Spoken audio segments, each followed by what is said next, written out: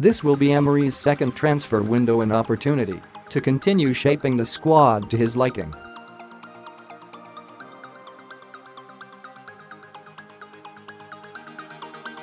To his credit, the 5 signings from the summer have all made an impact for Arsenal, and Emery deserves another chance to bring in more players that fit his philosophy.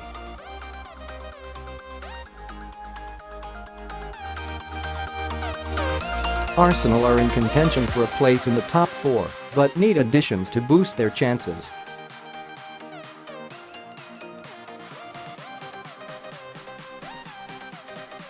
But a lack of money could force Emery into making some major decisions. What do Arsenal need in January? The most pressing need for Arsenal and Emery is defensive reinforcement.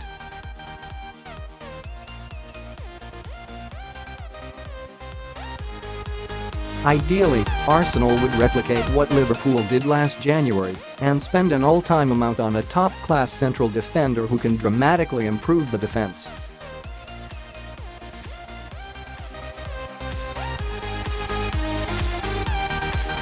But unfortunately for Emery, the likes of Virgil van Dijk don't grow on trees.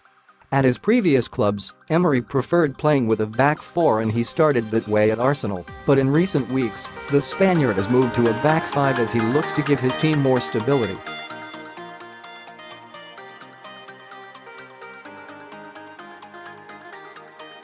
However, it has been anything but stable, with injuries and suspensions causing havoc to Emery's plans.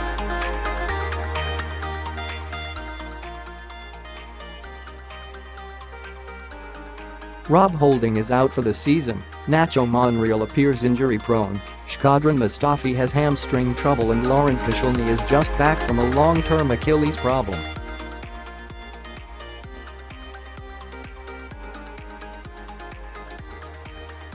While there is plenty of experience, the average age is the wrong side of 30 and could do with some youthful additions.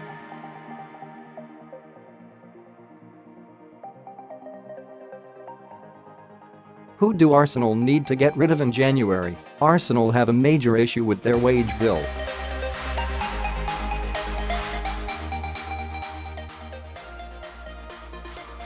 A new deal for Mesut Ozil, the arrival of Henrikh, Mkhitaryan and Pierre-Emerick Aubameyang on big wages, and 5 signings in the summer means the wages are at an all-time high.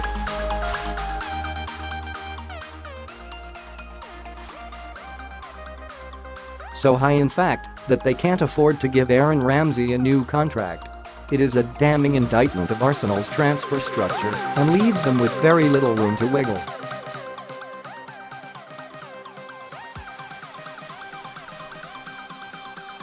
But if Emery really wants to stamp his authority, he should give serious consideration to selling Mesut Ozil.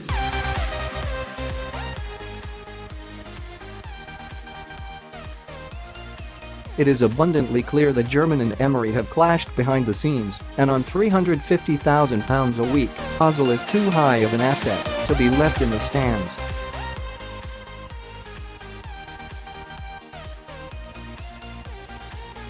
With that money, Emery could sign as many as 3 players who he likes and fit his philosophy.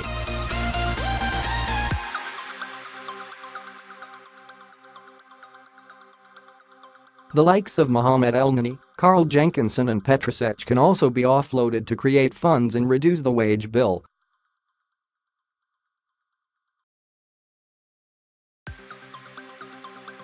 What will Arsenal try and do in January? Given the injuries in defense, it is highly likely Arsenal will make signings in that area to provide cover.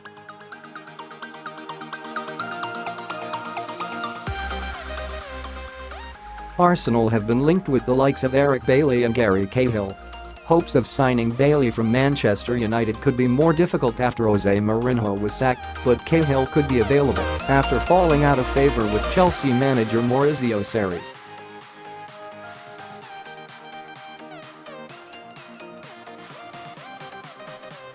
Arsenal are open to selling Ozil, but only if a significant offer is made. Paris Saint Germain are the only club that could afford Ozil's wage demands, but after finding themselves in the crosshairs of UEFA over financial fair play, they may look to avoid making any major signings.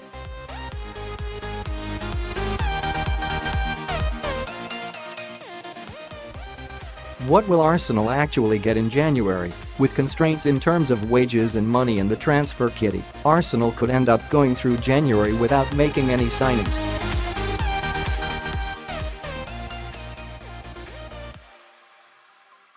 Director of Football, Laurent Koscielny, has spoken of his dislike for the January transfer window.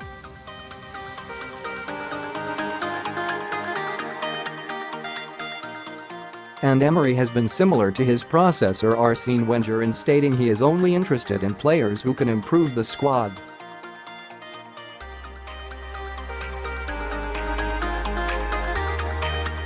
So don't be surprised if Arsenal's main business is outgoings after than incomings.